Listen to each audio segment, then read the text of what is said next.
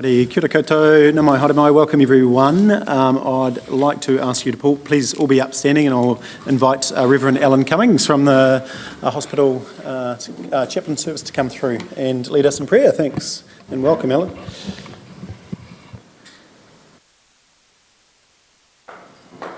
Thank you, Your Worship. Do you normally stand or do you like to sit now?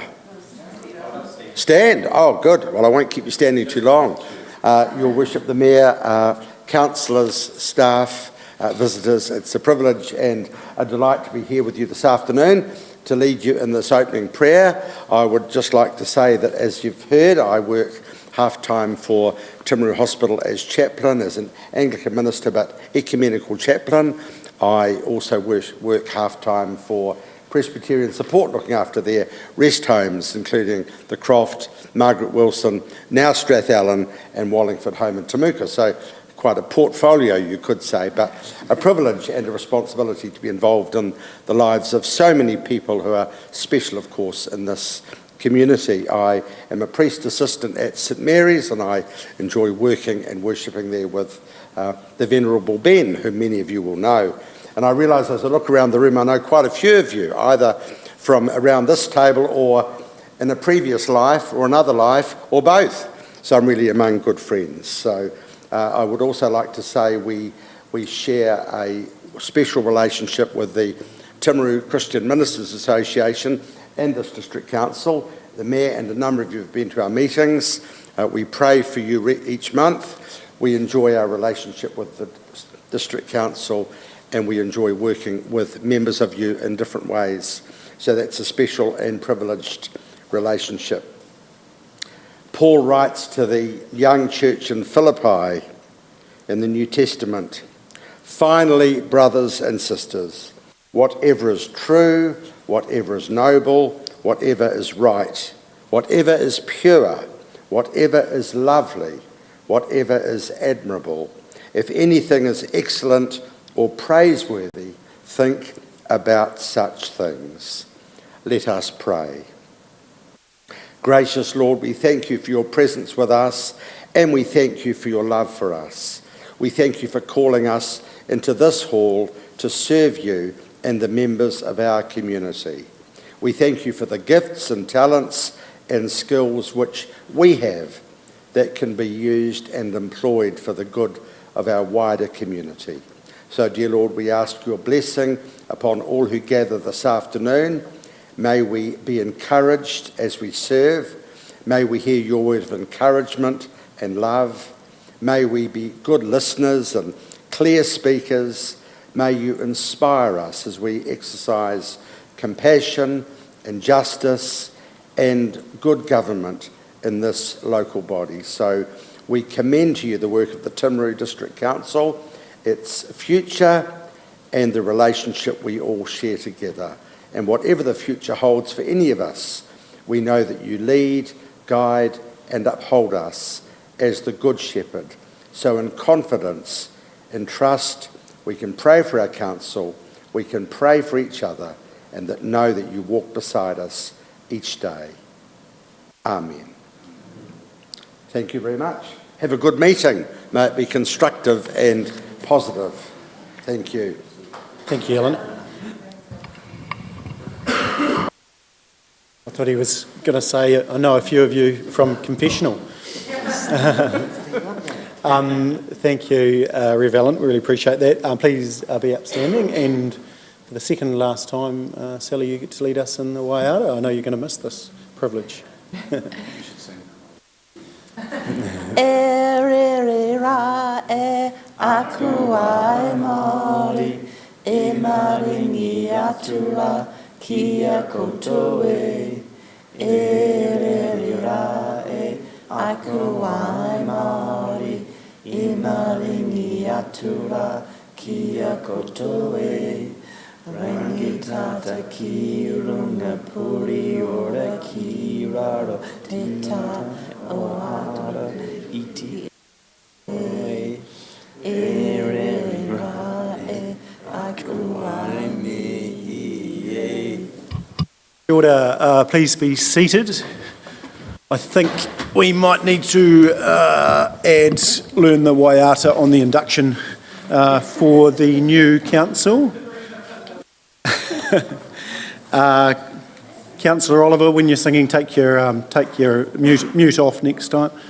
Didn't quite hear your beautiful voice radiate through. Look, welcome everyone. We've got Councillor Oliver online. He's just sick. Give us the flu or whatever nasty bug he's got, so we appreciate that. Gav, if I've just, when we get into the meeting proper, if you're not receiving attention, just jump online and point it out to me. Otherwise, sometimes I miss when there's just one online. We've just got an apologies from Nicola Nemo, Go Raywin, Hessel and Janine Adams from the respective community boards. I'll move those apologies from the chair. Can I have a seconder? Thank you, Councillor Scott. Put the motion. All those in favour, please say aye. Against carried. So now we go to public forum, and it is my pleasure to invite Hayley Chang, India Robb and Alice Johnson forward. Welcome, girls, come on through. And I had the privilege of going to Inua with the girls this year, and they were there for 3 weeks, and they're going to tell us about their stay and learnings. And I'd just like to say a big thank you from me. I think you guys were just wonderful ambassadors.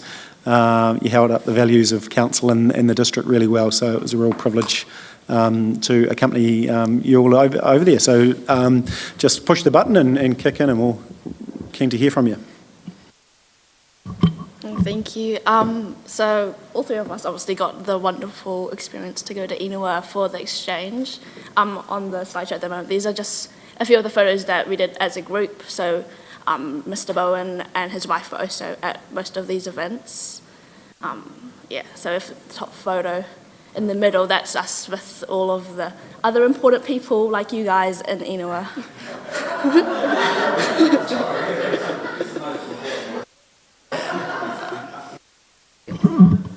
Yep. So I'm so grateful that I got the chance to go to Inua. It was honestly the most amazing experience of my life, and I feel like I've grown so much from it, and I'm able to see how my life would look from a different perspective, or had I grown up in Japan, how my life might be different to what it is now. And it's given me such an amazing appreciation of what we have here, and such an amazing appreciation for all of you guys who allowed me to go on this experience and get all of these sort of newfound perspectives of the world. I agree with India. It was definitely a very, there we go. It was a very life-changing experience. Thank you. It really improved my knowledge about Japanese language and culture too, so it was very educational and just very beneficial as well. So thank you all very much for that.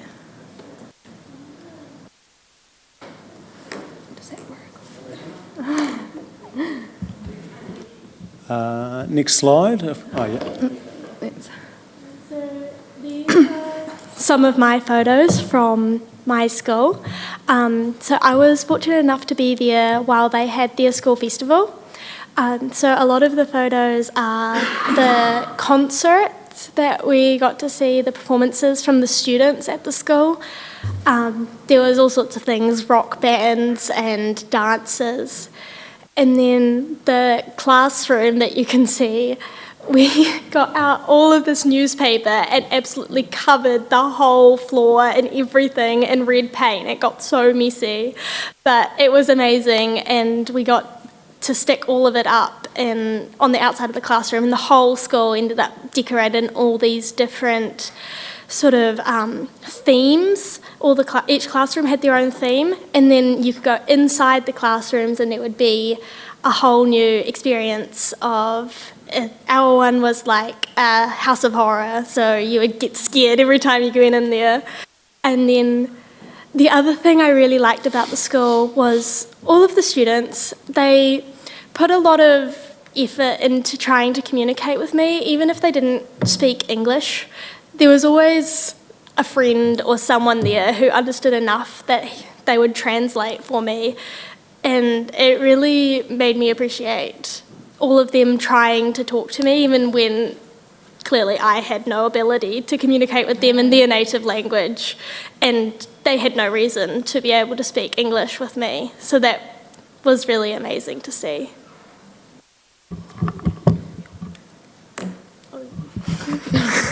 Sorry.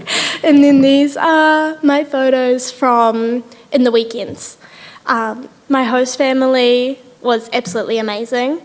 I lived with my exchange partner student, Nanami, and her brother, her mother and her father, and they were so accommodating.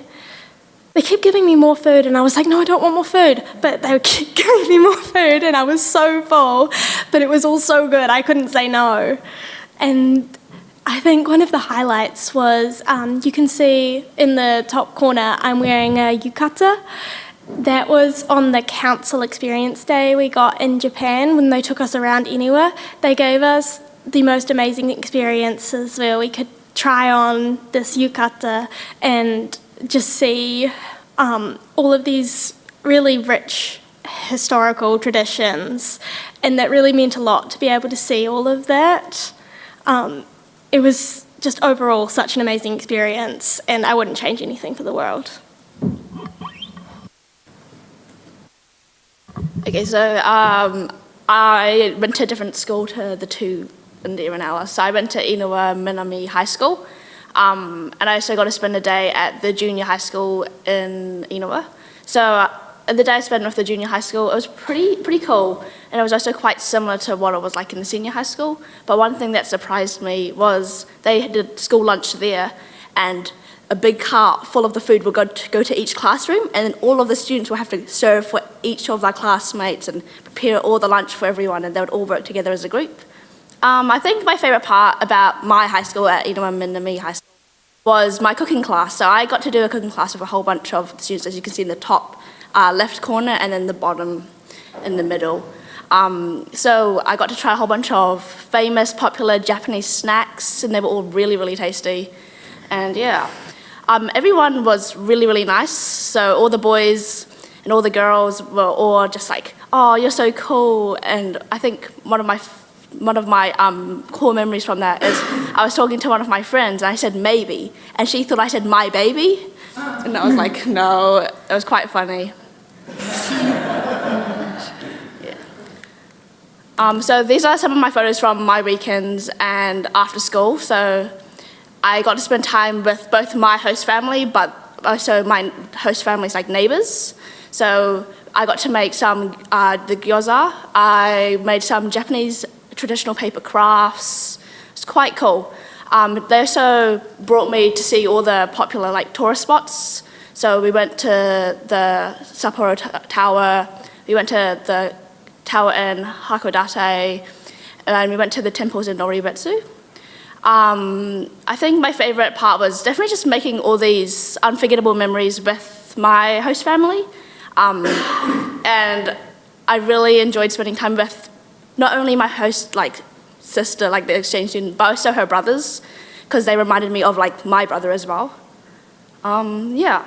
So I hope that maybe one day I could also return back to Inua and bring my family, and so we can all like kind of just be together and experience it together and be together again, because they are really, really nice people. How does this work? You just press.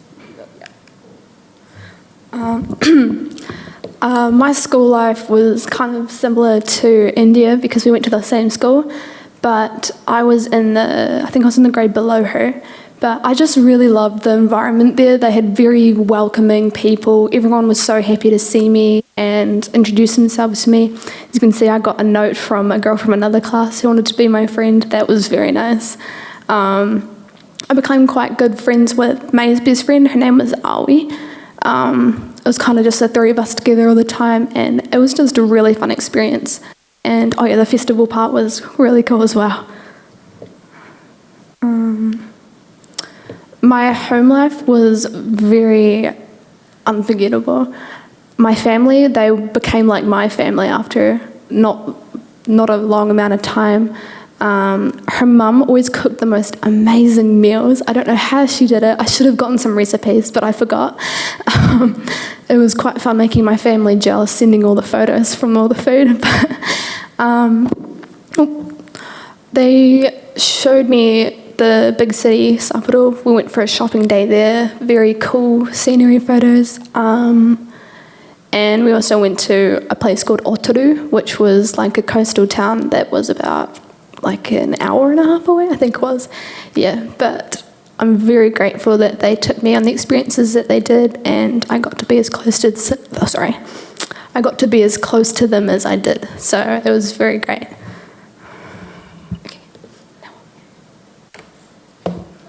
Do you guys have any questions for us? Oh yeah. Thanks, girls. I'm sure we do. Yeah, who wants to go? Councillor Booth. How long was your experience over there? 3 weeks. How big is it in Iwe? How big is the city? I would say it's slightly bigger than Timaru, but like smaller than Christchurch, roughly-ish. Yeah. So 70,000 people in a square kilometre of about 300 kilometres, where we're 50 in about 2.5, roughly 2.7, something like that. So smaller landmass, more people. Yeah. Councillor Jackson. Great adventure. How exciting for you guys. You spoke really well too, by the way. What's one of the things you reckon that you did at school over in Iniwa that you would want to do at your school back in New Zealand? Who wants to answer that? Or you can all give me an answer if you want.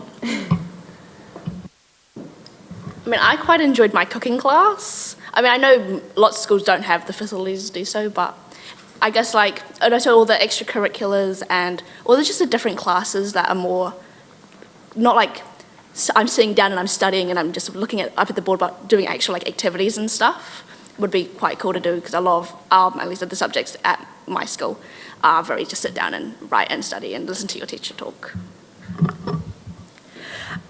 I think something that I would like to be more perhaps normalised for schools in New Zealand, that I saw a lot in Japan, was how like casual the students were about. They would stay at school up until like 6 p.m. at night, and there would just be activities or the classrooms would be open, and just provided a safe space or activities for students to do after school, when it just allowed for a lot more connection among the students. And say if their parents were working late and they would have had to be home alone, it might be more comfortable for them to stay at school. And so I really thought that that was like a cool thing that they were able to do. And it allowed for so many opportunities in exploring new clubs and different activities that I really enjoyed seeing. Sort of adding on from India's one, they all had very distinct like clubs, and I participated in some. I did volleyball and art, and they were both just great fun. It's great that people can just express their interests in such ways, and it's just normalised everywhere too, so it'd be great to experience again. Councillor Scott, and then we'll go this side. Public transport. How did you get to school each day, and when you did you go on the train? Because the fast trains are quite fast. Every day travelling to school, my host mother would drop me off in the morning, and then in the afternoon we would take the bus home. The bus system was, their buses are so tiny in comparison to ours. They had probably less than half the number of seats, but it worked really well because having smaller buses meant that they ran more frequently. So whatever time we were out in town or whatever time we finished what we were doing at school, we could just go down and catch a bus. There would be one there. We wouldn't have to wait for that long, which was really good. And then, yes, when we went to Sapporo, we did take the trains. It took like 10 minutes to get from anywhere to Sapporo. It was crazy. I couldn't believe it. But I would get lost. So many different routes, but it was amazing. I loved it. I was quite lucky. I got dropped off and picked up to and from school, and we drove pretty much everywhere to all the different little locations. But for the little kindergartens, one of our neighbours, she's I think 3 years old. Her and all her classmates, it's this bus that goes through Inua, and it looks like a dog.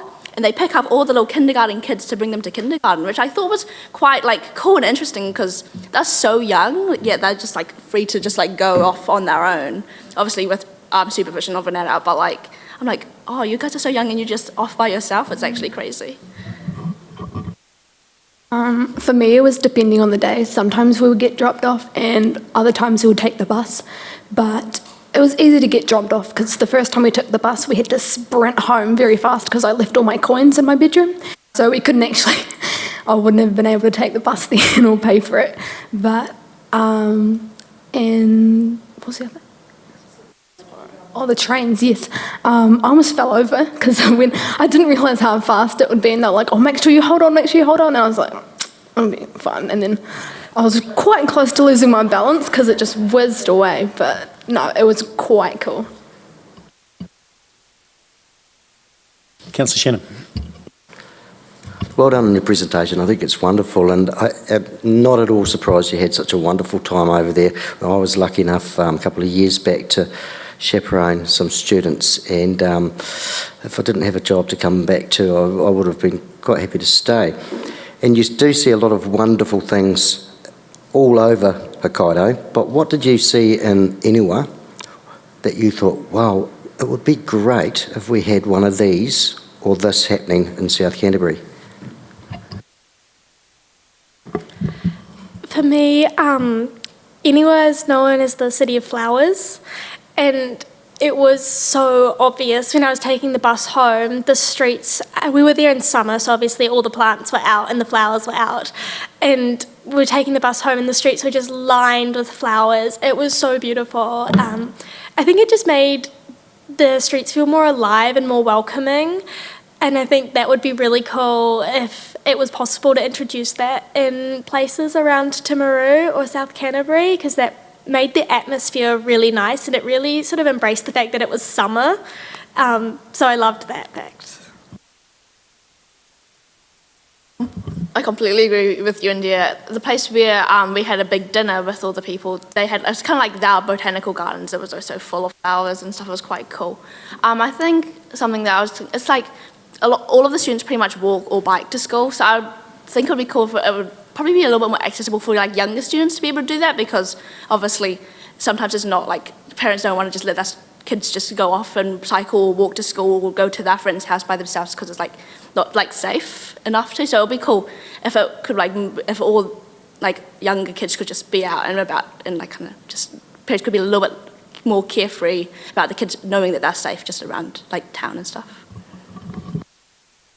I can't believe I forgot to add a photo of one of these, but vending machines, they were everywhere. There were so many and they were so handy when we were walking in like 30-degree weather, melting, and then you spot a vending machine and it's like, no, they were really cool, and they always had a massive variety of drinks too, so yeah.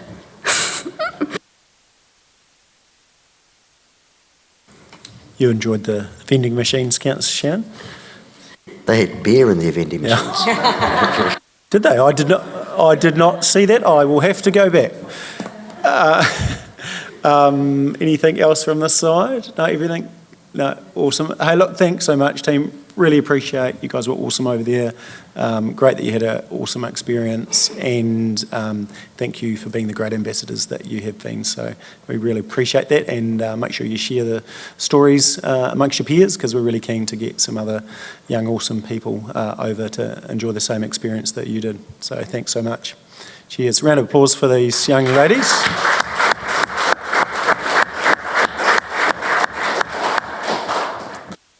And you are more than welcome to sit through the excitement of a council meeting if you like, or you can watch us online later on.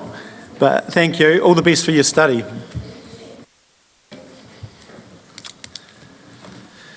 Alrighty, that's public forum team. Urgent business, anything urgent? Note minor nature.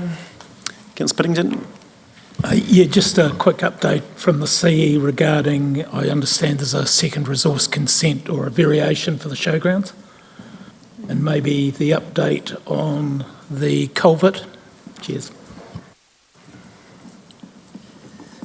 Anything else minor? No? Okay, cool. Go to conflicts of interest. No, I'm just going to declare a conflict for 9.7, which is the alcohol regulatory and licensing update, and Councillor Shannon will chair that item. And I've lost my agenda. What's over there? There we go. Cool. Back in.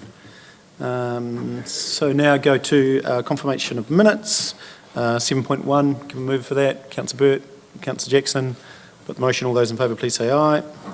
7.2, minutes of emergency meeting. Thank you, Councillor Parker. Councillor Scott. Put the motion. All those in favour, please say aye. 7.3, minutes of the council meeting held on 26th of August. Councillor Scott. Councillor Pye, thank you. Put the motion. All those in favour, please say aye. Against, carried. 8.1, schedules of functions attended by Mayor, Deputy Mayor and councillors. Thank you for those that helped out in supporting those. I'll move that from the chair. Councillor Burt, thank you. Put the motion. All those in favour, please say aye. 8.2 is schedules of functions attended by the CE. Move for that. Yeah, thank you, Councillor Pye. Councillor Shannon, thank you. Put the motion. All those in favour, please say aye. 9.1, which was the sister city presentations that we did under public forum. Do we have to receive a note? That's my recommendation. Sorry, catching up. We'll just that verbal update from the girls is received and noted. Happy to move that from the chair. Councillor Jackson, seconder. All those in favour, please say aye. Against, carried. Move on to the substantive report. So welcome Logan and Nigel for 9.2, which is Venture Timaru quarterly report to 30th of June 2025. Welcome, team. Nice to see you both. And that is on page 32. And floor is yours when you're ready. Thank you very much, Your Worship. Councillors, thank you for your time. I'll just start with a brief overview from the board and pass over to Nigel to go through detail in our quarterly report. But yeah, just an update on the board's focus. So it's obviously still a pretty tough time out there in business across the country. So we're trying to wrap around our existing businesses as much as possible through obviously Nigel and the management team, and just finding where the pain points are and making sure we're doing what we can as an economic development agency to alleviate some of those pain points. But equally with that, we've got a bit of a different focus around new business. So targeting food and fibre and manufacturing is kind of our default, and it's what we do really well, and it's something we're continuing to focus on. But there's been a bit more of a shift in focus as well to develop a strategy around the likes of aerospace, energy and data centres, aquaculture, some of these emerging industries in the country, and just seeing what we can be a part of there, how we can fit in, and how our strengths kind of play into those areas, I guess. So just starting to think a little bit differently about what do we do currently, but what can we actually do differently in the future,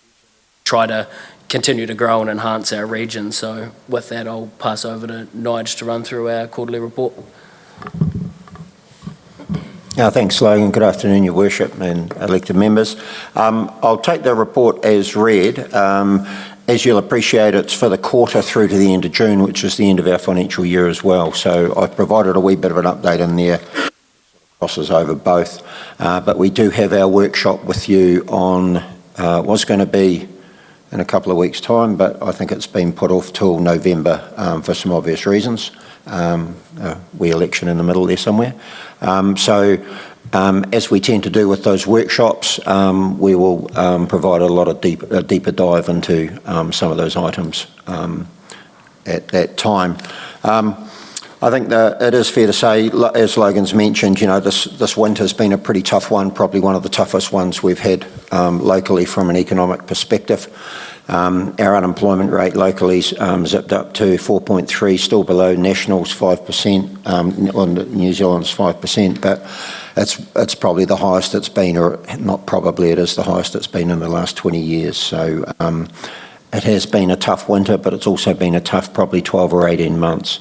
That said, our consumer spending is held up there. The last quarter saw a bit of a drop back in tourism spending, which you'd appreciate probably through that winter period anyway. Businesses are finding it very tough out there. You've seen a couple of closures on the main street, but in general, we're into spring now. The daffodils are out and the lambs are starting to bounce around, and everyone tends to come out a bit of that hibernation. So we're starting to see some good signs coming out the other side. It certainly will be helped by, the council's ignition of both the Theatre Royal and Orangi Stadium as well. That's about that. A couple of highlights, I suppose, in the quarter. I included the updated South Canterbury Grunt report, the Mayor and I call it, that was, we did it a couple of years ago in relation to our food and fibre, the grunt that we provide New Zealand Inc.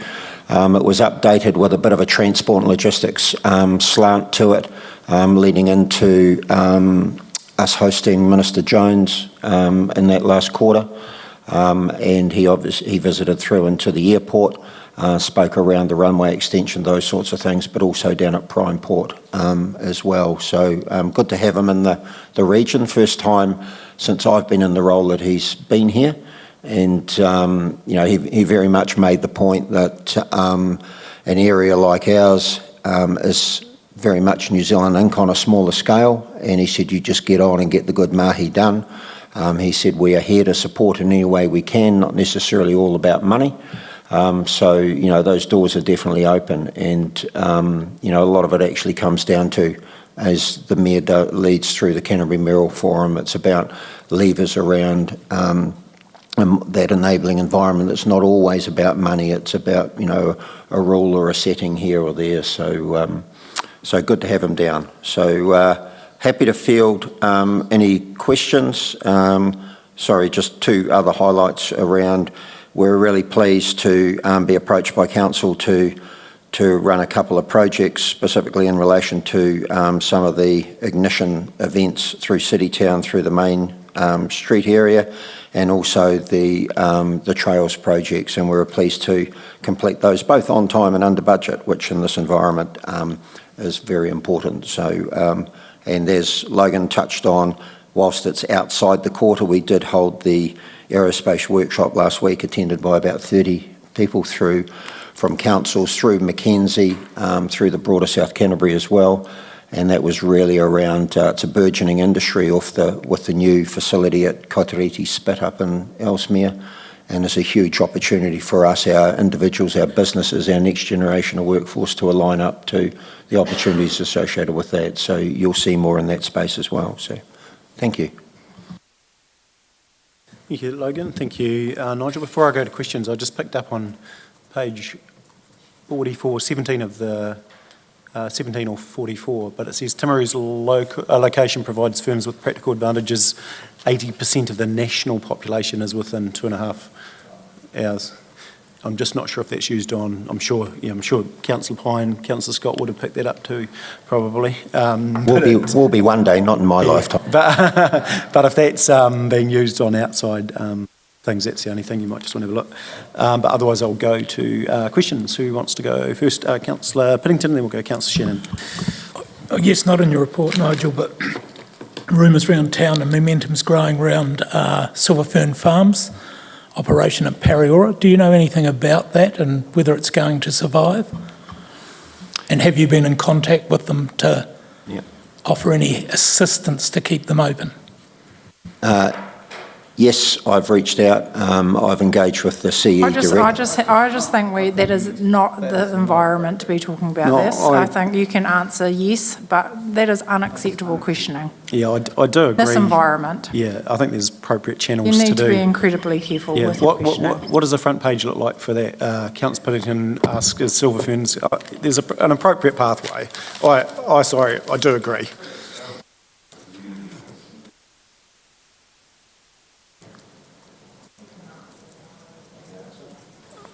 I guess can I just explain? Yeah, you can give because it's not meant to be a headline, but people have come concerned that sometimes the council, we don't react and something closes. So I'm just asking whether we have had any interaction with them. I think probably the first appropriate means by addressing something like that would probably be an internal email rather than, like, I've heard the same things, but that's not the way I've approached it. I've gone and talked with, the MP, etc. But yeah, we'll pass to Logan and Nigel.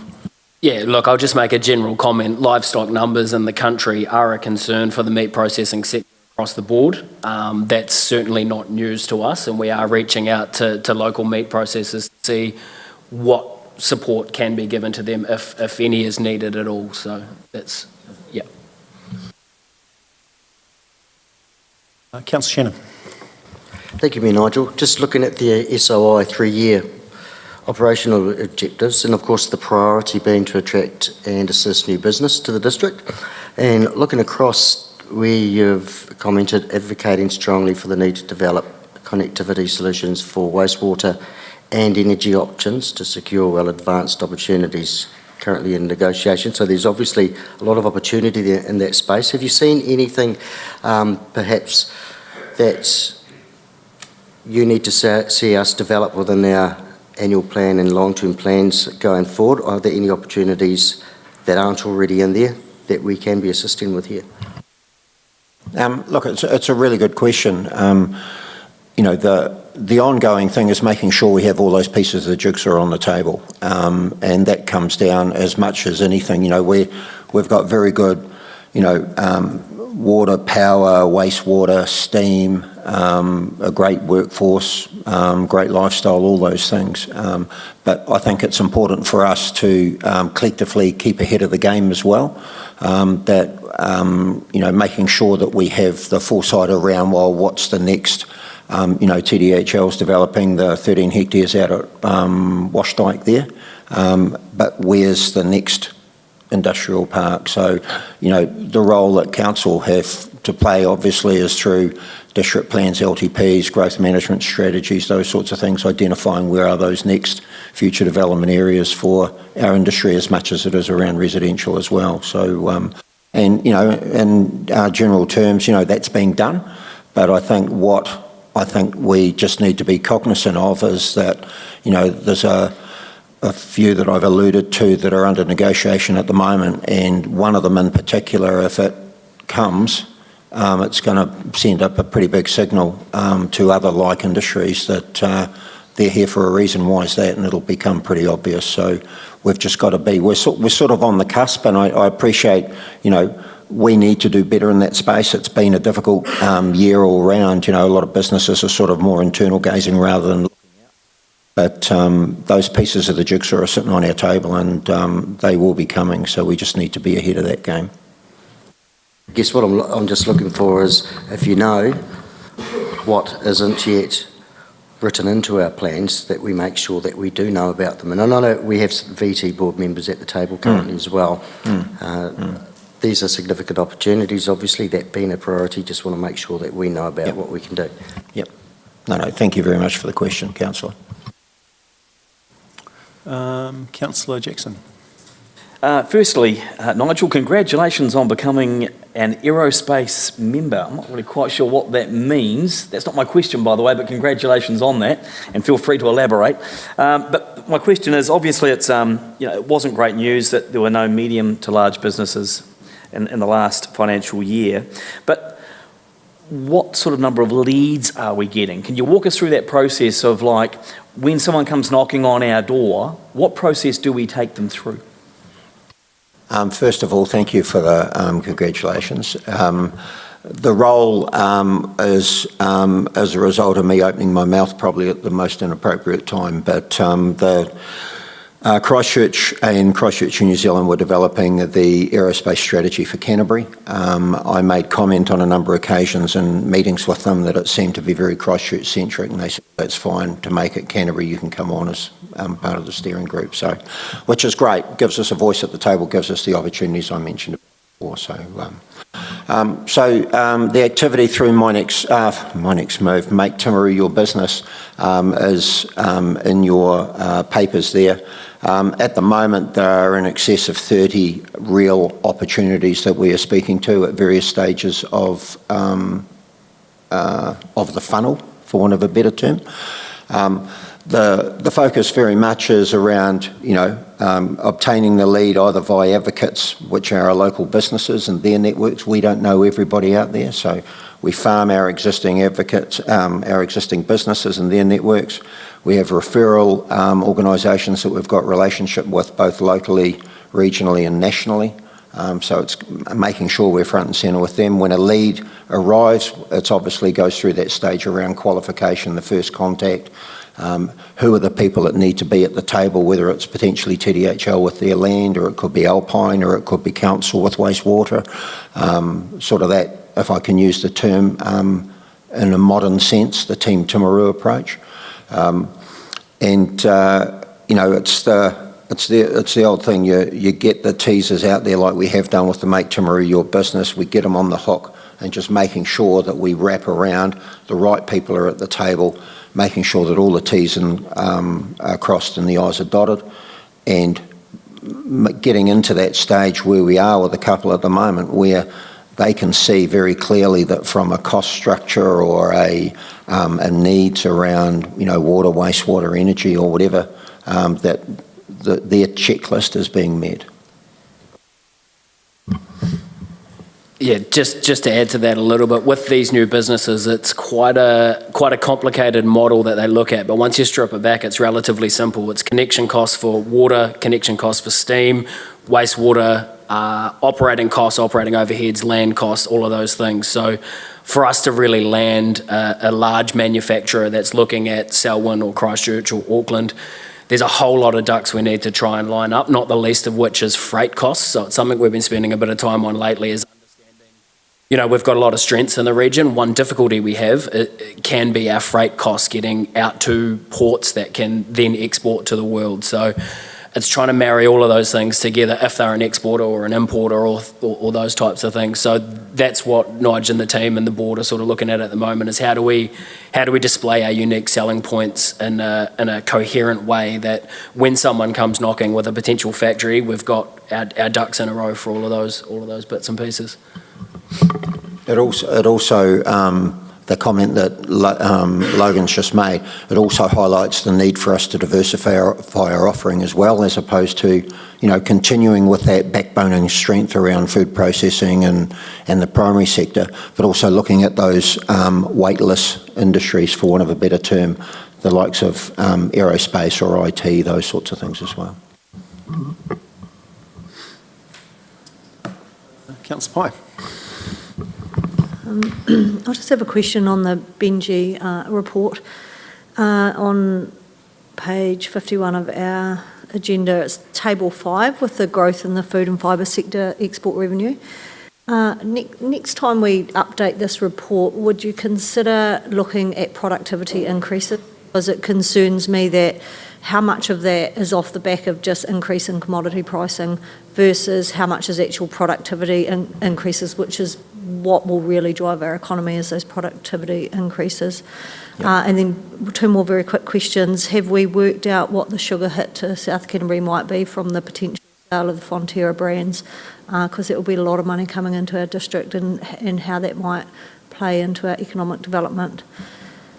And my last question, is in that same Benji report, they have a lift in freight traffic, and I just wondered what was driving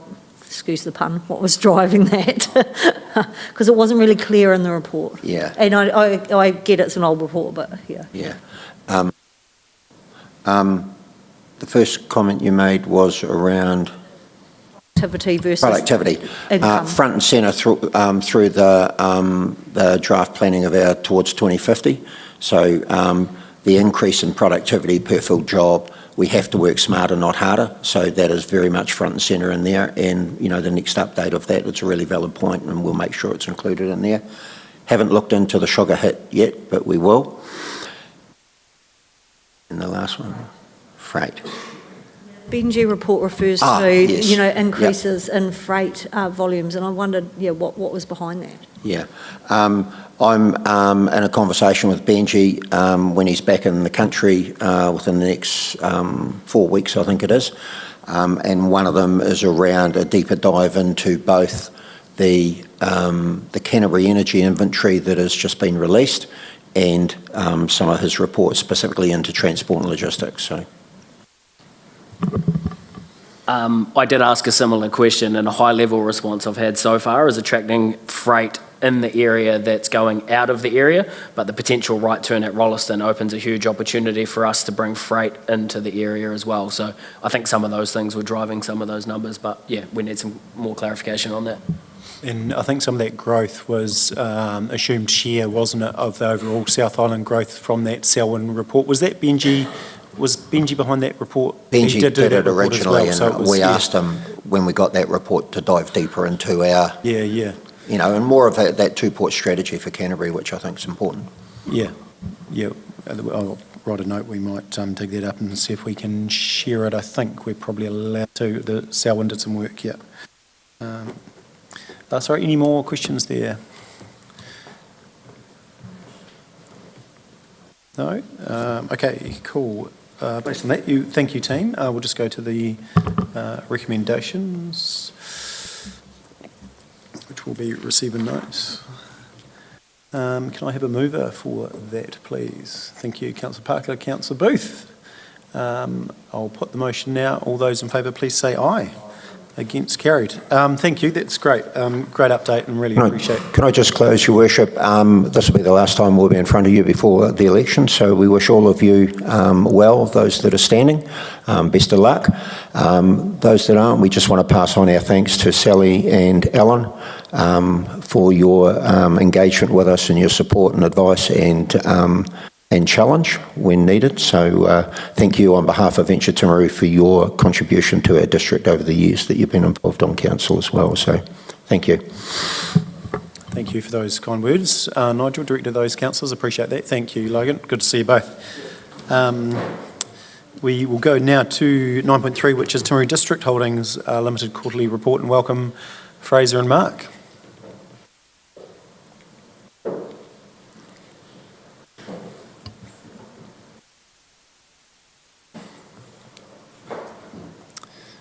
You're both looking a little bit healthier. Floor's yours. Both recovering from illness, so great to have you back on deck. Welcome, or look forward to hearing from you. Thank you, Your Worship, councillors, officers. Please find attached the TDHL report for the year ending 30th June 2025, associated unaudited financial statements and activity updates. The financial statements, although drafted and unaudited, include the incorporation of associate surplus and the property revaluation. The underlying result shows a strong positive operational performance with earnings before tax of $471,000, above budget of $331,000. This, supported by the sale of Stafford Street properties, has ensured that TDHL has been able to fund the $1.2 million dividend to council from free cash flow. This is illustrated in the waterfall grid diagram at the bottom of page 4 of the report. Overall, the net result highlights the significant influence of incorporating the non-cash performance of the associate investments. Despite an above-budget performance from Primeport and a strong property revaluation, the share of Alpine loss at minus $6.24 million has reduced TDHL's net profit to $2.33 million. The report also covers a statement of intent performance indicators. For the 2024-25 year, TDHL has met all activity targets for the year. However, as a consequence of having to include associate loss into TDHL's retained income, many of the financial performance targets have not been achieved. Thanks for that, Mark. Just quickly touch on some of the activity updates, primarily around the property portfolio. It's great to have got a couple of decent civil-sized projects completed and underway this year, namely the Linden Street Industrial Development out in Washdyke. Stage 1 of that is complete, and recently commenced the sealing of the 59 Hayes Street yard for one of our tenants down at the port. So those really drive that underlying industrial activity. Also the renovation works, the upgrade works at the Union Bank are well underway and on track, and so that's due for completion in late October. Other than that, just want to thank the management teams from the associates of Primeport and Alpine. They've been really good to work with this year, and really also appreciate council officers for their time and accessibility and willingness to work together this year. So thank you very much. We welcome questions. Thank you. Alrighty, questions? We can start either side. Councillor Jackson, go for it. I've just got a question for our CE. So that 1.2 million, just so I understand it, the $1.2 million dividend that we get from TDHL, which I know is part of the statement of intent. So what happens to that $1.2 million? Where does it go? So at the moment it's budgeted as part of our revenue and it just goes into our profit and loss. Yep. Can I just continue with another supplementary on that one? So if you had that $1.2 million to use at TDHL, how would you utilise it, do you think, moving forward? In the short term, we'd pay down debt. That's where we'd apply it to straight away. We're still working through the investments and diversification aspect of the portfolio. We're reallocating some of the capital. Long term, you could potentially get larger returns on it, but at the moment, it would go towards debt. Councillor Burt. Just some context for that. So 1.2 million, what does that look like as a percentage on rates?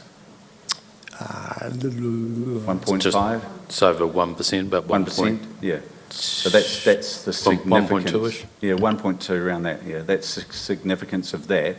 And what would you do with $1 million other than pay off debt? You know, is it going to potentiate anything that you have in the wings, or? No, that's what I said. So we reset the strategy 3-4 years ago. We've got the investment, the diversification aspect to it. There's nothing specifically there at the moment that we would be applying that to. Can I put that into context for councillors? We budget for the 1.2 million as part of our revenue. We are running a deficit. So effectively, if you go back to TD, and that's our return on our investment in that company. So we've invested heavily in that through our equity. So effectively, if we gave it back, you would actually have to increase our rates further to try and get us to break even. I think the question should be the opposite way around: is 1.2 sufficient on our equity? So we also received a letter of expectation from council with some clear guidelines regarding returns, and as we've forecast done, an increasing dividend going up to $2 million over the next 5 years, as we've been very clear on. So if you would like to change the parameters, we will expect it through the letter of expectation, but we took the feedback on and we've been very clear with the pathway we've set forward. That's a discussion for another day in another council. Do you want to go Councillor Pye first and then Councillor Piddington? Just to follow on from that, so this year's dividend you've paid out of cash reserves. What is the plan going forward for how you're going to meet the dividend payments that you've forecast, because you don't appear to have the cash reserves you've had? Yeah, the 25-26 dividend will be paid out of cash based on the forecasts, and then 26-27 likely to, but we'll see what the years bring. Some of it will be dependent on dividends from associates down the track as well. But next year has a zero dividend forecast from Alpine, and the year after as well. We would be very happy to receive a dividend from Alpine. So if we get that, that's a bonus though. So, and we are anticipating to be able to pay that from free cash flow for the next 2 years without that. What does your letter of expectations to Alpine say about dividend? We're just about to start working on that process collectively with our other shareholders. So, I guess got a couple of Alpine questions. I see in their annual accounts they talk about addressing the shortfall in money they have going forward by a customised price quality path. Can you explain what that means and the impact on their customers? I guess first and foremost there's no shortfall, and the going down a customised price path is an option, a future option. So at this stage, it's merely an option. There's a lot of work that has to be done, looking at other options as well before that price path, the customised price path is pursued. I guess my question, though, for clarity, that won't be a reduction. You'll be borrowing more money and you'd have to pay for it. Or is that increasing prices to your customers? Effectively, it would be increasing prices to the customers. They've got a range of other options to look at before that. The shareholders would like them to look at those range of other options before going down that customised price path. Thanks. Their accounts don't say that, though. That's all right. Secondly, there's been some discussion back and forth. Could you tell me what the salary range is for the Chief Executive of Alpine Energy? The band would be in the low to mid 500s based on benchmarking and approval by the Alpine Board. Thank you. Second question is regarding the developer has asked for a variation to their consent. There are a number of retailers approached me concerned. There's a dozen, I guess, smaller places of 80 to 118 square metres. These guys are passionate about the main street, trying to save it. And their concern is if there are a dozen small shops open there, travel agents, retailers, jewellers, other people will go. Originally at the council, we're understanding that there was something to protect the CBD, and that may have been timed. Where is all that out, just in terms of letting these people know where they stand going forward?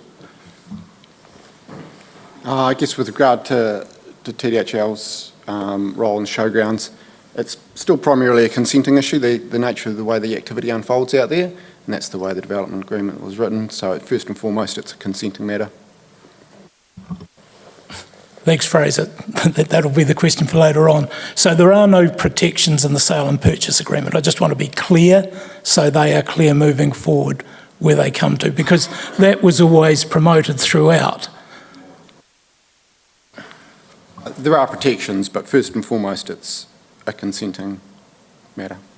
So what are the protections? That's what people want to know. Because it doesn't appear to be, if a dozen, through a consenting issue, a dozen small shops go to what they thought was big box. I'm not trying to be awkward, I'm just trying to get an answer to a question.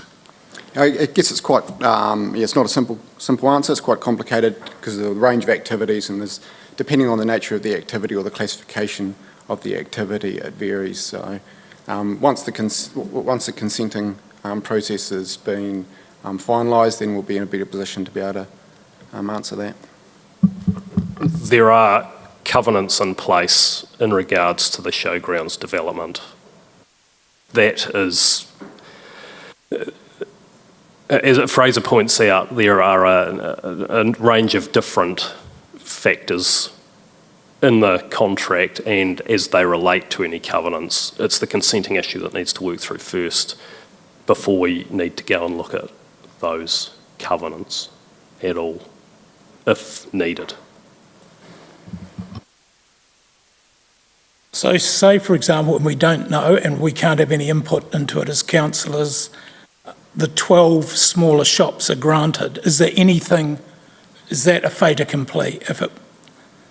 Look, we've got some good people that have fought for the main street that say, well, if 12 shops open up there, I'll throw my hands up and go and join them, because while I am passionate about the CBD, I also run a business and it might be a better option.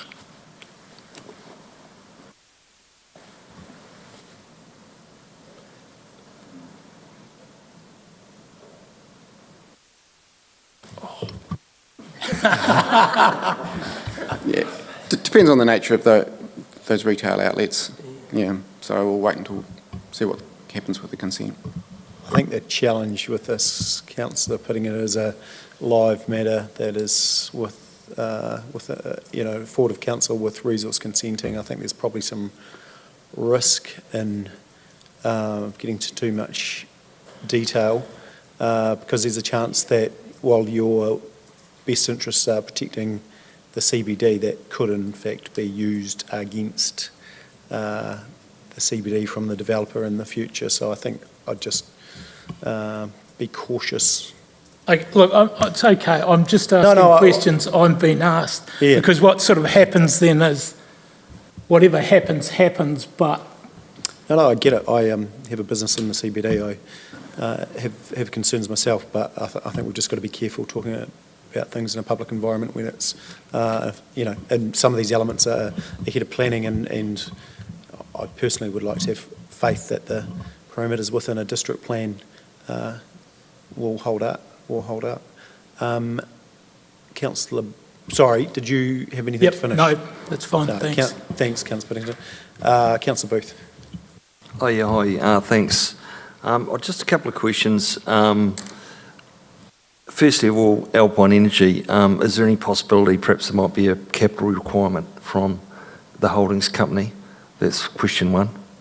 In the near future, and due to the situation it's in. Second, 100k as shown as income regarding showground sale. Is that a deposit on the last tranche of property, or is that a final payment? Okay, it's just a deposit. Do you want to answer that?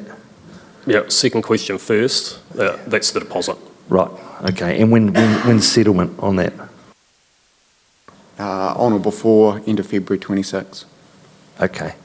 So there's some cash coming in for you. Yeah, oh, that's good. It can help pay a dividend, you see. Free cash flow. And a final question, your development at Washdyke, and you're just asking really how that's going, progressing. It's going really good. Good, thanks. We're working with some good parties alongside VT, looking at some opportunities for them. So it's good to have that land out there, and it's good to be able to provide a shovel-ready space for these opportunities. Your first question was on a capital contribution. So Alpine did put that down in their long list of options in terms of funding when they presented to shareholders maybe 6 months ago. There was a real lack of appetite in terms of that. I think it's fair to say we have the capacity. The other three don't necessarily, I wouldn't like to comment on their capacity. I'm sure they can get funding from somewhere, but they really don't want to. And we're not very open to it as well. There were also a number of different options for them. And so there is probably different avenues that they can go down as well in terms of delivery through other means. I don't think we'll be having to put any money into Alpine. So it may not be a case of not wanting to, but it might be having to, potentially. We might have to. I don't think we will have to. Yeah, okay. I'm relatively comfortable at the moment.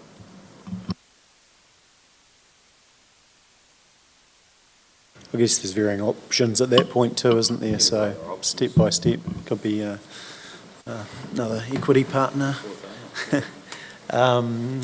Councillor Pye.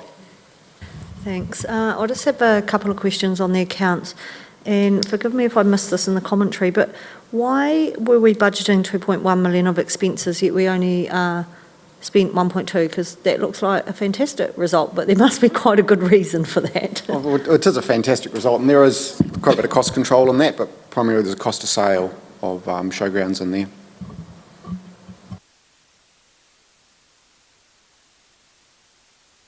I think you may have touched on this in your opening comments, but I was reading my questions. There's no asset revaluation in these accounts yet, is there? And that's still to come? There is the TDHL asset revaluation and the incorporation of Prime Port's revaluation in here. So yes.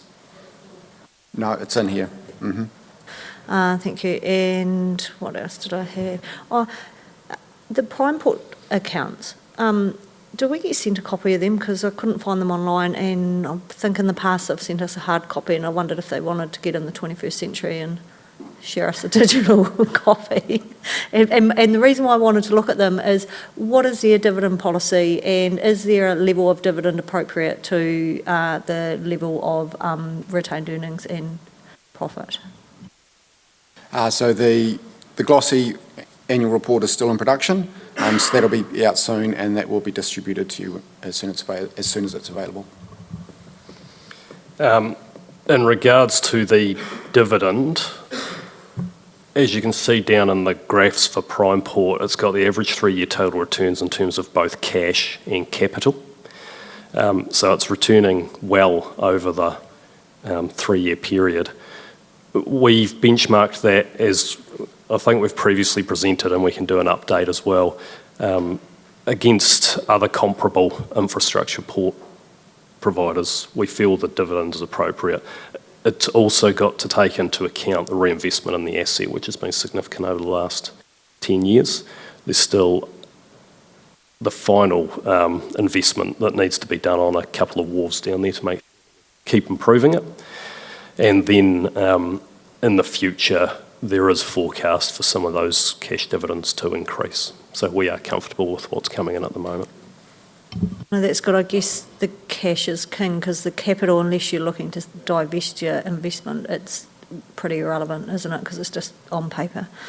Sorry, I think I had just maybe one more question. No, not there. I guess my final question is another Alpine question, sorry, and performance to date, not that ideal, but are you confident in their future plans? Because that's what I'm more interested in. There's been a bit of a reset with board there, and if we have confidence in returning to profitability and sustainability over a longer period, that's probably okay, but if we don't, that's a worry. I'm confident in the new chair. I'm confident in the new board that he's got around him in terms of collective skill set and what can be delivered. We're about to engage on a letter of expectation. We've got a good, strong relationship with the other shareholders. I think we're well aligned on what we want to achieve and what we want Alpine to achieve, and I think they're well set up to do that now. Historic issues have popped up from time to time, but hopefully they stop. We've been very clear on our expectations to Alpine on what their approach should be in terms of cost control, focus on core business, business efficiency, and if they get all those things in line, as an infrastructure provider under a Commerce Commission setting, regulated guaranteed income, they should perform well. Thanks.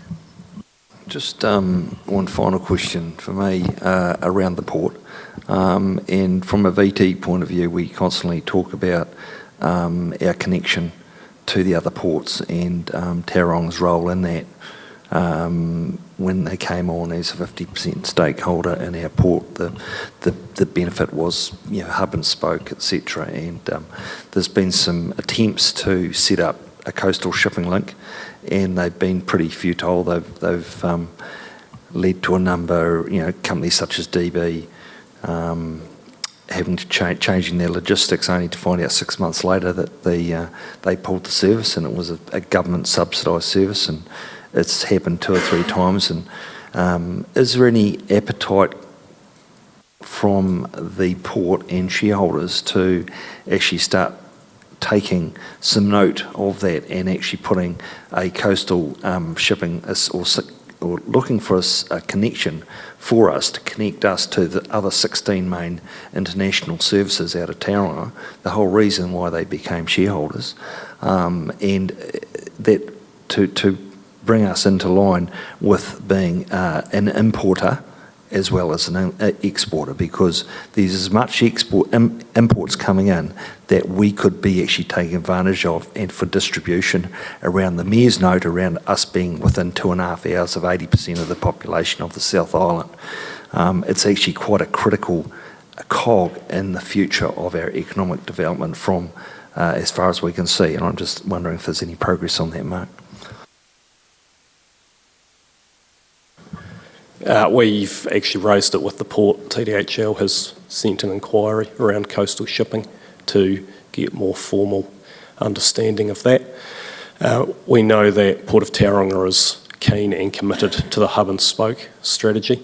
The changes to the coastal shipping, that line that was in and then not, that isn't run by ports. It isn't run by Port of Tauranga. Port of Tauranga wants more throughput. They want to hub and spoke with Timaru, and it's about working together in terms of Port of Tauranga, Port of Timaru, TDHL, other interested stakeholders, and engaging with central government as well to get that going.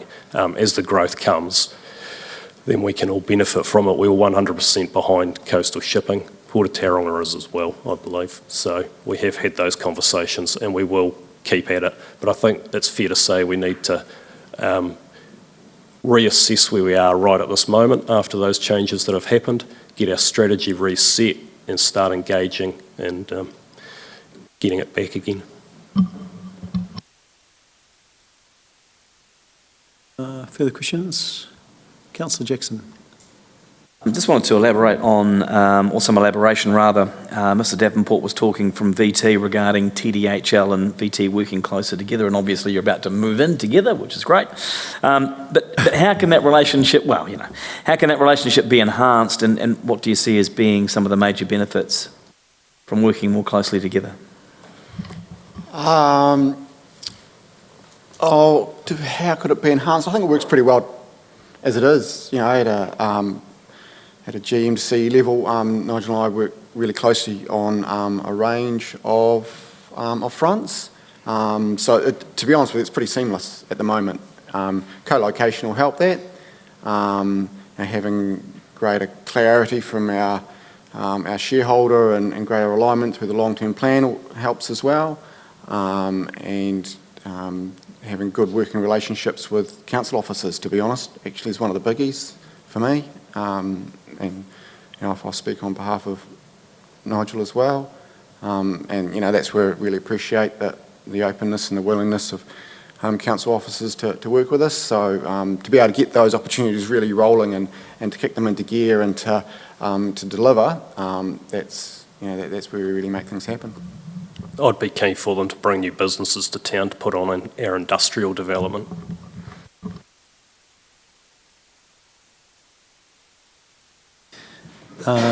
Thank you. I think one of the things probably in the next sort of year, it'll be interesting, and we're starting to see it flow through with central government on some councils with large balance sheets of what could be called non-performing assets. Effectively, when councils are requesting, increased funding on roading and other requests, and relatively high, rates, which has been challenged across the country at the moment. So I think that challenge will be interesting from central government as to what councils do moving forward with some of their asset base. So that'll be, it's probably something we need to front foot into the future with the public potentially at an LTP, because 1.26% I think is roughly return on equity of those investments when you've got 0.6 overall. Oh, you're talking to that? We've got 185 million of equity, 1.2 million we get as dividend, that's 0.6. Yeah, 1.26 is return to TDHL versus 0.6 return to TDC. But the point is the same. You put that 185 million in the bank and we get 4%. So we've got to challenge ourselves at some point. Why are we holding assets that are actually returning such a small amount? Yeah, there's capital gain versus cash flow that you'll have to break down into that as well. So putting it into the bank's good, but you're not going to necessarily get a property revaluation on that. That can add significantly. So that equity base has increased significantly over the last number of years. It's then what you do with that capital in terms of getting a decent return. And so when it was a holding company with it just sitting there, not being pushed for a return, it wasn't maximising I think that's what we have to do, use the funds effectively and grow that dividend. Already, any further questions, team? No, thank you. Mark and Fraser, we'll just go to the recommendation. Can I say one more thing? Yeah, of course you can. Please, Your Worship? I'd like to thank the council for their challenge over the last, challenge and support over the last 3 years. It's been good. I think we've made good progress.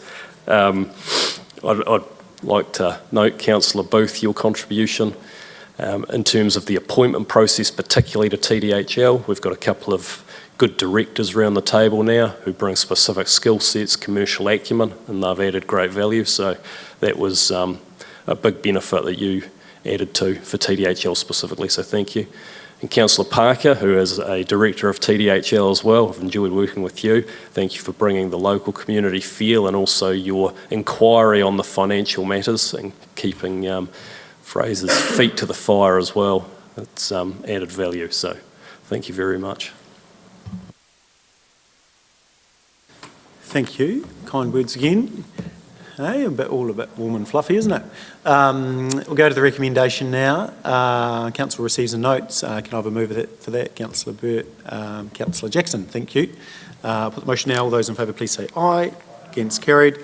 Thanks, team. Appreciate that.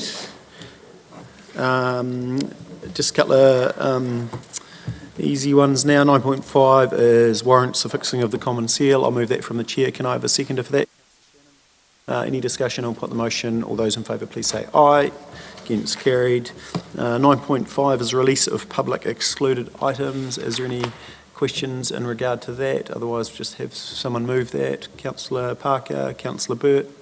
No discussion? No, I'll put the motion. All those in favour, please say aye. Against, carried. We go to actions register update, and there is actually Councillor Piddington, there is the culvert update in there, so we can possibly deal with that under that. Is there anything outside of that update, maybe just read through again, that outside of what's in there that you want specifically answered? Does that cover it? Yeah, okay. Perfect. So where are my notes? Sorry, there. So, yep. A budget reallocation trial, so a senior business partner working on that, still in progress. We had, just stop me if you need to, where are we? Notes, subcontracting, so September update was 17A review of transport service delivery is now commenced. My question on this is just, can we at the next meeting just have a timeline around some of these updates, because the likes... Yeah, because they have been taking away for a while. Yeah, thank you. No, that's okay. Small trades one, again, I think we just add a timeline and maybe a plan and timeline, something along those lines. Then vertical infrastructure maintenance report quarterly updates from July, so that hasn't changed. No, small investigate financial system. That looks like we've got a report coming soon. Is that nod for that? Yep. Yep, cool. That looks good. So workshop on waste, that can now be closed out. Is everyone comfortable with that? Yeah. Freedom camping. Yes, Councillor Jackson. I just wanted to get a better understanding of the actual area that's going to be put aside for that freedom camping down there. It was a bit of a schmozzle last summer. So have we had an update on that at all as far as where people are going to be doing the freedom camping? Like inside the green space area? It's not technically, yeah, go for it, Mr. Dixon. Yeah, and on the grassed area down at Caroline Bay, that'll be subject to special approval, and we will be bringing a report to council prior to that to agree the area. It can be done better than last year. Last year was done on the hop a bit of rear, so we're planning it a lot more carefully this time around. It'll be a bigger area. We also make sure very clear with the Caroline Bay Association that the freedom campers pay us, not them. And also, yeah, we'll probably utilise the areas under the trees as well. And yeah, So we'll aim to make it work better. Yeah, I think we've got to reiterate that that money is going back into that assets, so that is a positive thing. Where are we? Good, thank you. Membership of a local authority protection program, disaster fund, that looks like it's complete. Comfortable with that. Rates and revenue review. So just update on that. So we've interviewed 2 potential people that can do this, and those 2 do virtually all of them across the country. And we're also planning the first stage as a what do you call it? For the new council, a session on rates, so that people will understand rates. Both of these people have told us that the majority of rates review don't get completed.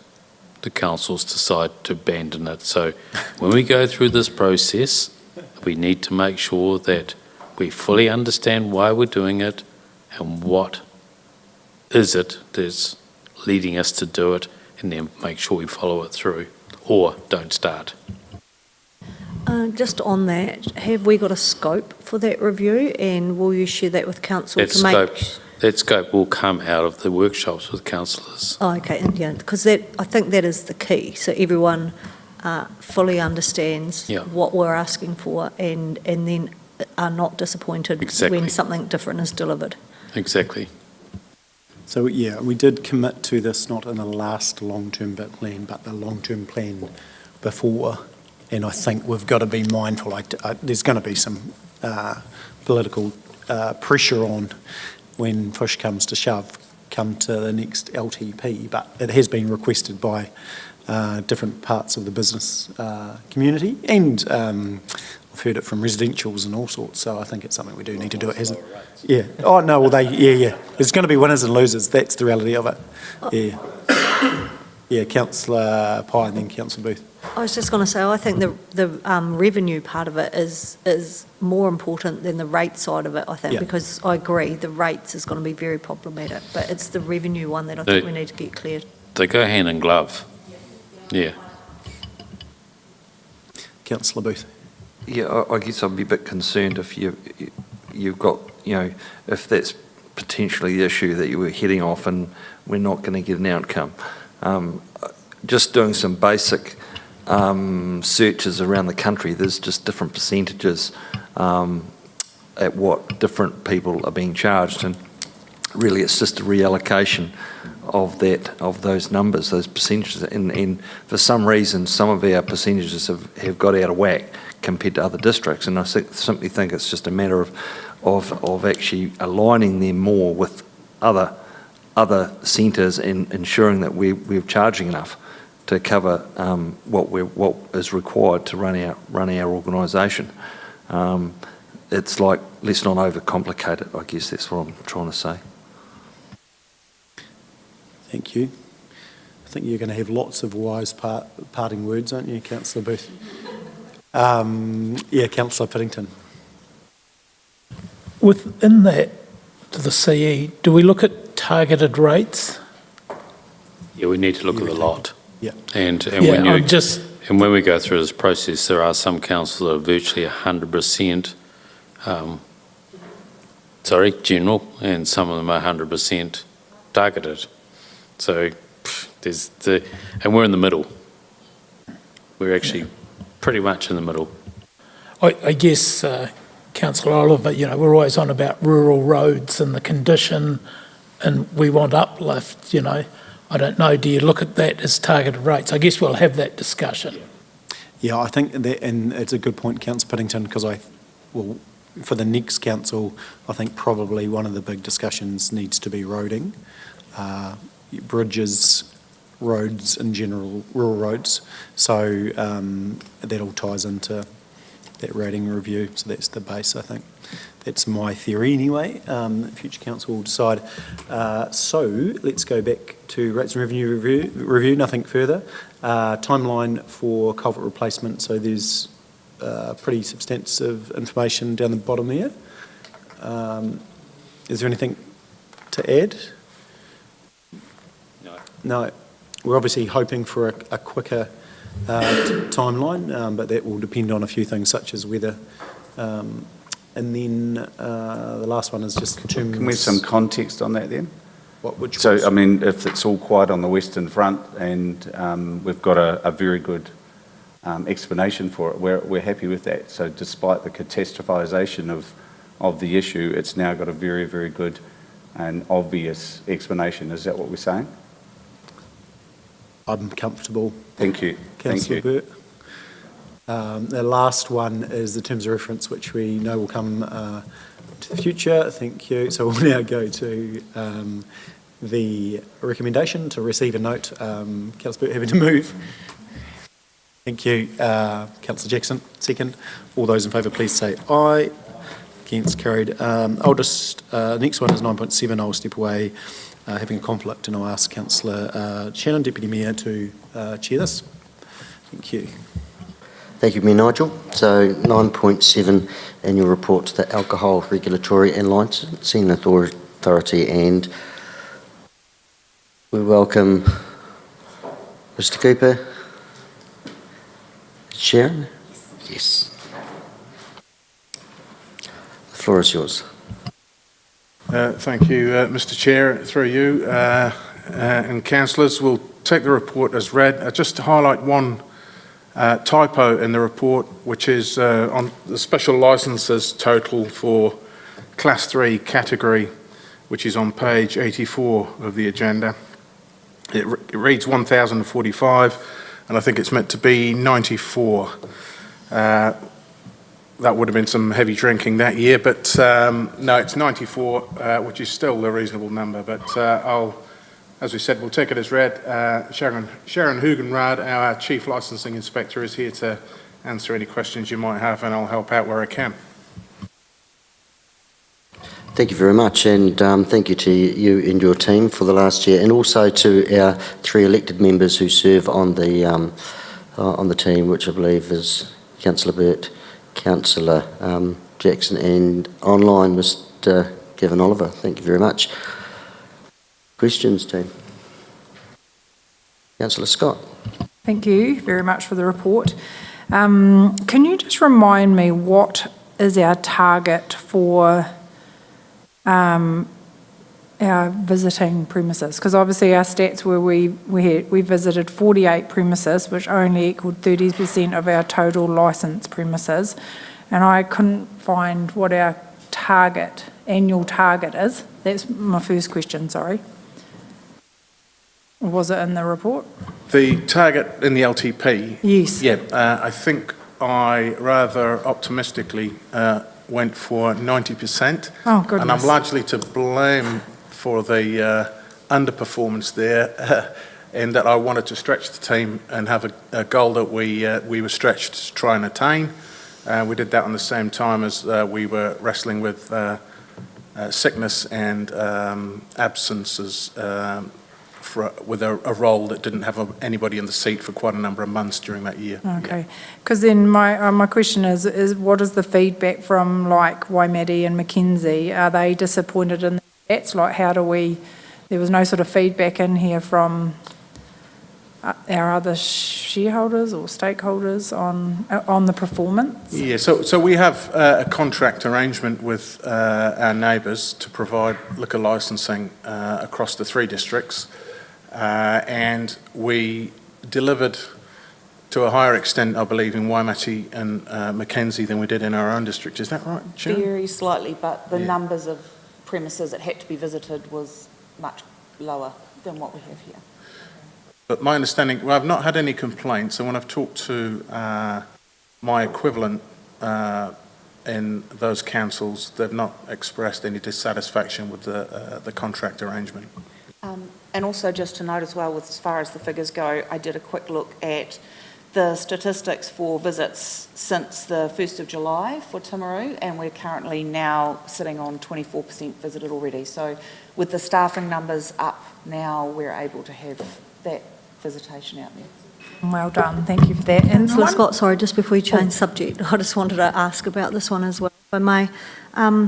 The figure that you've got in here with the total of 48 premises and 37%, is different from what we last received when we got our, our annual report update at a council meeting a month or so ago. And also the reasons from memory seem a little bit different too. Like at the time we were told, well, you've got to coordinate with the police and they're never available. And so I'm just wondering about why do we have discrepancies in the information we're receiving? It's true about the police. It is difficult sometimes to get, obviously they're going through a current situation. In regards to the figures, I can't speak on behalf of the figures that were put in the LTP annual plan, because that was done by somebody who's no longer in this role. So I've taken over just over the last couple of months. So the figures that are in this report, the 48, those are the figures that I provided at the time, so I can hand on heart say that those figures are correct. So I guess my underlying question is, would it normally be the same person who provides those figures? I'm just trying to work out, do we have a disconnection here between reporting over here and reporting over here? I'm not sure what the former manager, where that statistic came from. What I do know is that these figures that we send to ALA, they're collated on a snapshot in time, because all the registers are live and change daily. So you have to provide that snapshot on the 30th of June, and that's what we've captured here to go to ALA. Yeah. Thank you. Back to you, Stacey. Final question. Page 84 of the report, it talks about the number of district licensing committee meetings held, which obviously looks like once a week. And then the next page, it has the list of Timaru District Licensing Committee, which is obviously everyone. How does that work? Like, do all these people meet once a week? So page 85 onwards, that's the list of licensed premises. Yes, but the then number of licenses. above that, Timaru District Licensing Committee. Yeah, that's incorrect statement. So that's the District Licensing Committee list of licensed premises. Okay, but so you meet once a week. The commission meet once a week. So that's, that's at the top. That was the confusing. The commissioners if there's no meet. objections to any of the matters going before the DLC, it's a commissioner alone function, if you like, of the DLC. Oh, okay. If there are objections, or if there's something that needs to be considered by the whole of the committee, whether, I think temporary licences, for example, have to be considered by the whole committee, and there are a number of other things that would be brought to a whole committee, well then the commissioner would bring the committee together to do that. But ordinarily, business as usual is every week. Okay, so the committee is the commissioner. In practice. Staff, okay, because I was thinking that's pretty extreme for one hearing a year, was what I was thinking. But that makes sense now, it's the commissioner, which is, yeah. Okay, thank you, perfect, thanks. I think I asked this last year as well. The list says Timaru District Licensing Committee list of premises. It's not, it's a list of companies. I'd actually like to know where the premises are that these licences have been granted for and who they are. I mean, because Psych Limited doesn't tell me anything. Because if someone asks me how many licensed premises are in Temuka, I don't know from this list. So that would be helpful information. This list is what is requested by ALA, or the Alcohol Regulatory Licensing Authority in Wellington, so that's what they request. But I can definitely put it in who the premise is as well as the applicant.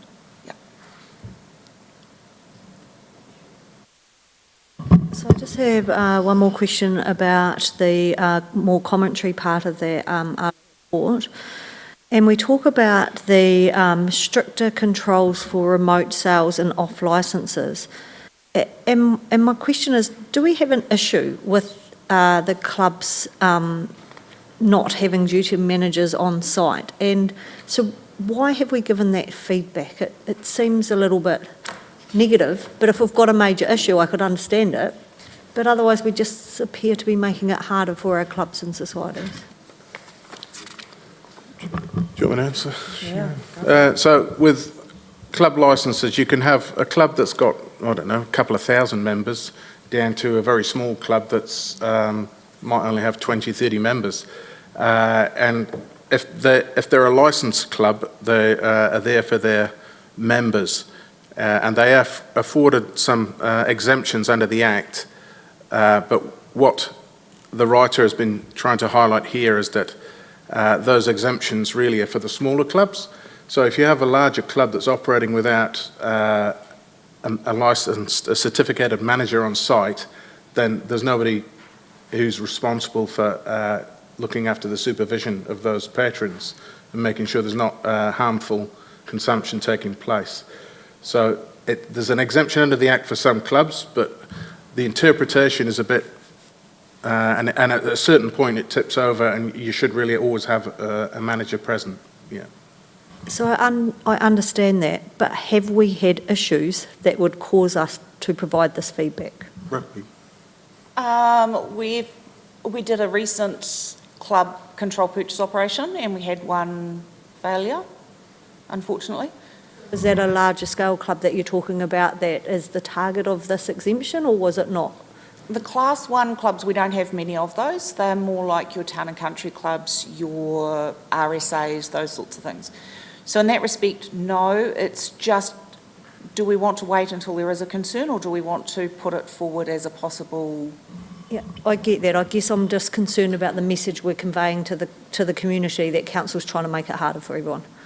No, we're trying to make the consumption of alcohol, we're trying to reduce the harm in the community, and that's the whole purpose of the Act and the rules. So there's nothing, it's highlighting it as something for Arla to consider.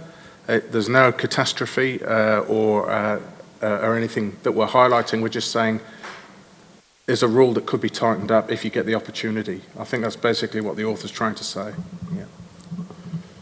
So what we're talking about here is it's a regulatory process that the council must follow, and therefore, and it is a general responsibility for, depending on the size of the club, that you have someone who is trained as a manager on site when the bar is opened, and a lot of cases, it might be that that's not happening, but it's a reminder that all clubs do that.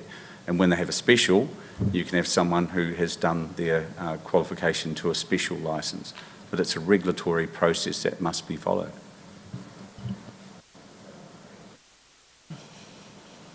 Thank you. Any more questions, councillors? No? Well, we'll thank you very much, team. We'll move to the recommendation then that we receive and note the annual report to the Alcohol Regulatory and Licensing Authority. Somebody like to move that? Thank you. Councillor Jackson, and seconder. Councillor Scott. All those in favour, please say aye. Against, carried. Thank you very much. Back to you, Mayor Bowen. Thank you, team. Awesome. Thank you. We now go to the dog control report, so I'll welcome up Joe to join Paul. Thank you, Your Worship, and through you. Joe Hamilton is our team leader down in animal control, and we are presenting the report, the annual report, to go to DIA following this meeting, and it is structured the same way. Every year we collect the same data. I believe there's one or two things that Joe may speak to in terms of highlights or maybe slight differences this year over last year, but other than that, we're happy to answer any questions.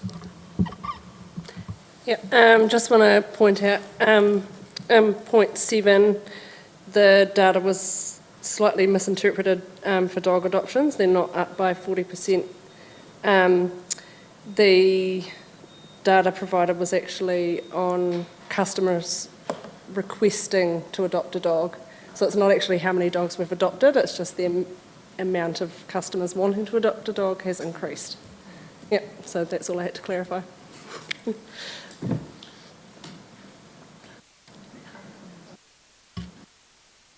Just a couple of questions. The infringements for failing to register a dog, are they, the number's the same, but are they repeat offenders?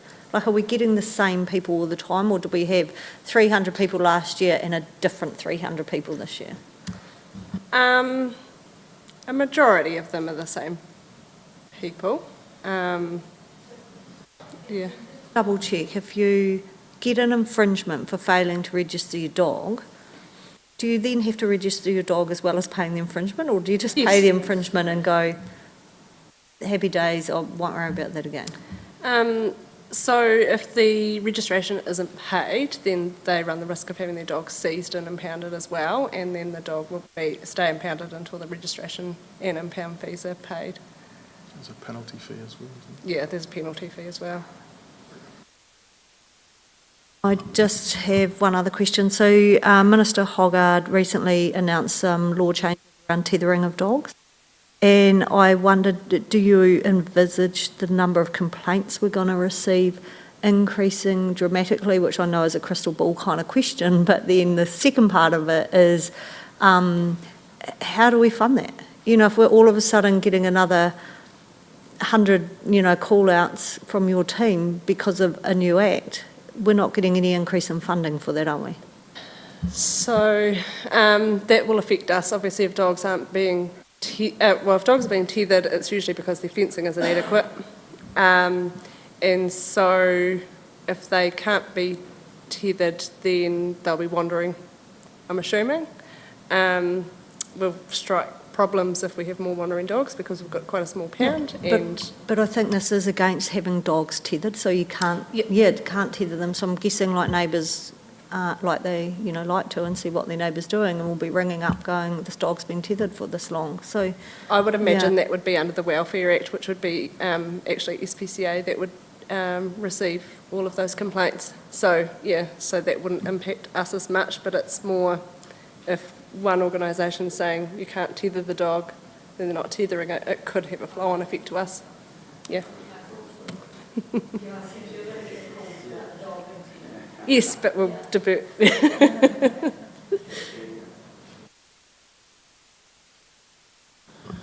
I'm just intrigued. There's been one infringement notice for no leash. Where was it? What was it? Was it a dangerous dog or? Yeah. No,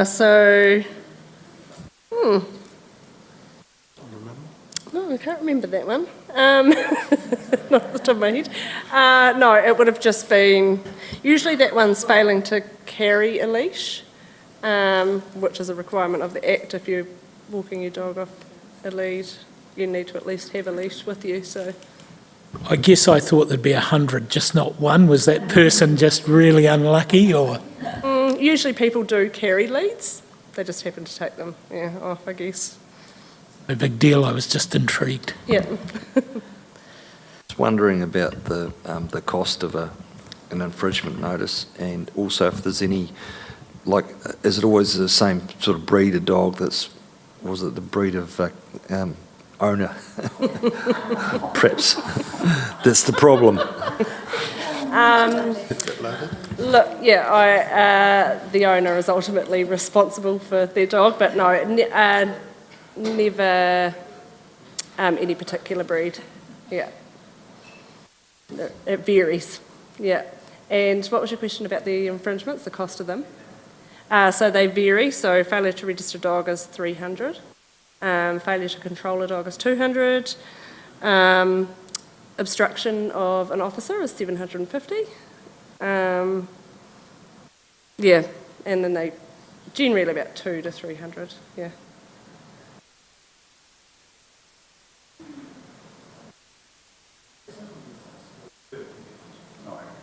Mine's not a question. I just, bearing in mind that I sit on a lot of hearings, and any situation that a TA or any organisation that's involved in a regulatory capacity is always significant. However, in a dog situation, it has significant heightened reactions from members of the public and from owners and what have you. And I just want to acknowledge the work that you and your team do, and you've come a long way, and the hearings that we attend now show that the work is very, very good. The level of evidential requirements and everything is well met, and you do a very professional job. So I'd just like to put that back to the team. Thank you.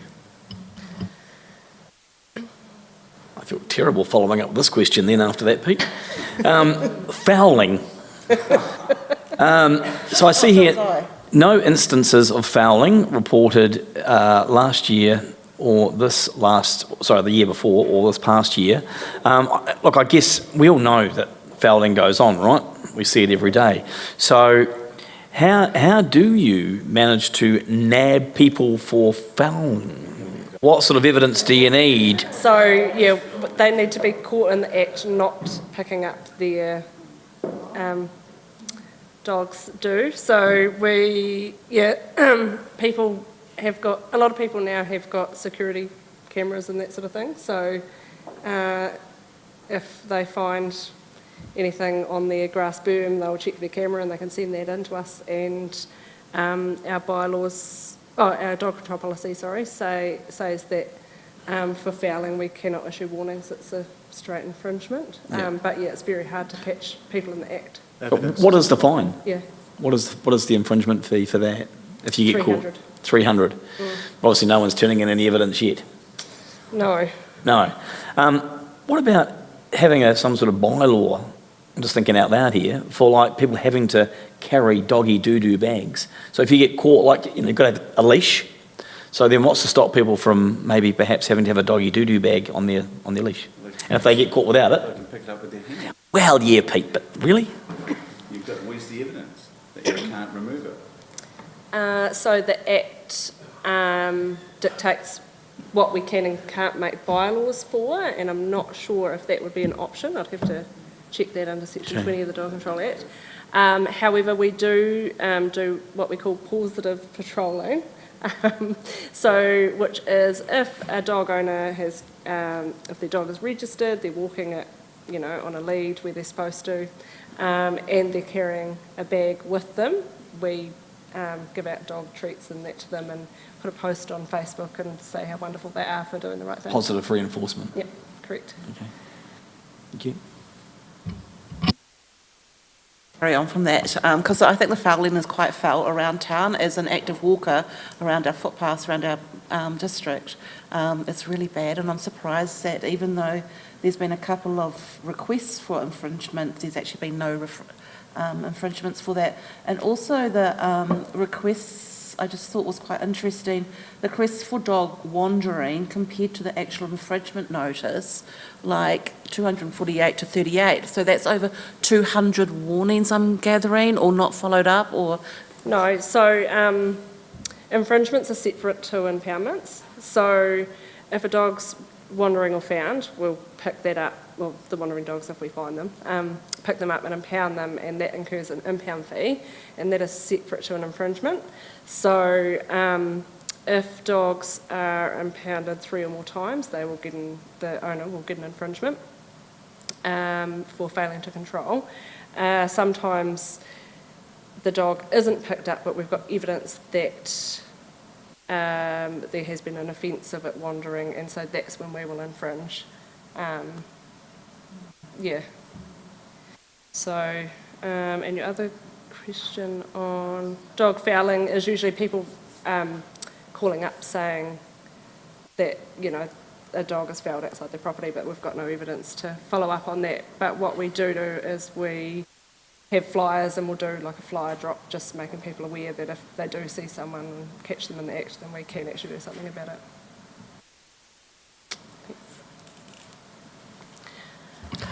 Just along similar lines with the social media stuff, point number 8 about wandering dog complaints decreasing because of use of social media. Now, I must admit, in the past, communities and public have thought, oh, another wandering dog. But this points more towards it being a very positive thing. And I know there's certain McNair's Road in Timaru, for example, is famous for wandering cows. But around the rest of the town, the beauty of pointing out dog out, such or other, Hamilton Street, this reuniting with owners, I expect this is more a case that many of these dogs have literally escaped, not necessarily poor breed of owner that's looking after dogs, but many of them have escaped. So if they can be reunited with their owner, this is saying this is a good thing, and you would encourage this sort of thing rather than call council? Is this what I'm reading here?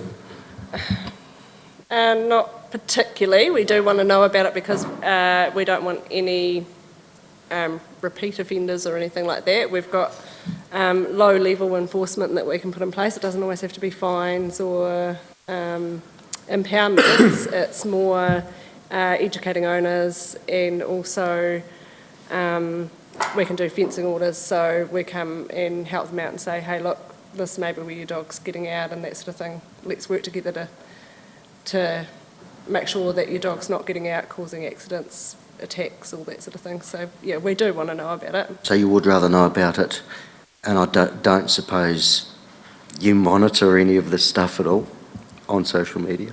Yeah. You do? We see it, but we can't do any, like we won't enforce on social media posts or anything like that, but we... You do see it? We know about it. Right. Yeah. Thank you, yes.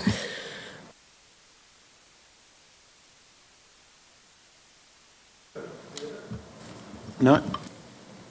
Already, just one comment I think was interesting with, and I wasn't there, but I looked through the file for the last hearing that we had, and I looked at that and thought, this individual has, and this is me coming up with a number in my head, but this one individual has possibly cost the council, you know, could have been $10,000, and, you know, when we get complaints around those, around, you know, dog licensing fees and what have you, and unfortunately it does come back down to the 1 or 2% that create the costs for everyone else, and unfortunately because of legislation and the way you have to, and you know, the process that you have to go through, overly arduous, but good that we can go through it and get the right result, but individuals are costing other members of society, you know, and it's the case across many, many examples, but I think it was interesting to highlight that point, that one individual would have cost a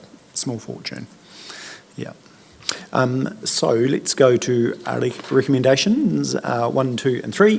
Can I have a mover for those? Councillor Booth, thank you. Another dog lover, Councillor Jackson, thank you. Put the motion, all those in favour please say aye.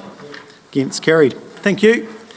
Thanks for all the hard work behind the scenes, Joe and Sharon. Appreciate all the work that you guys do. Often goes unnoticed, but or might appear to go unnoticed, but it doesn't. So we appreciate all that. Thank you. Already, no urgent business. Go to Minor Nature resource consent update, Mr. Trainer.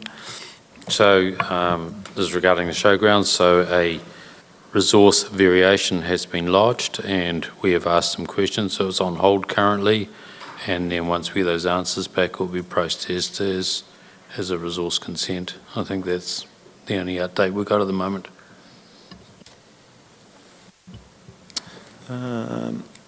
Yep, go for it.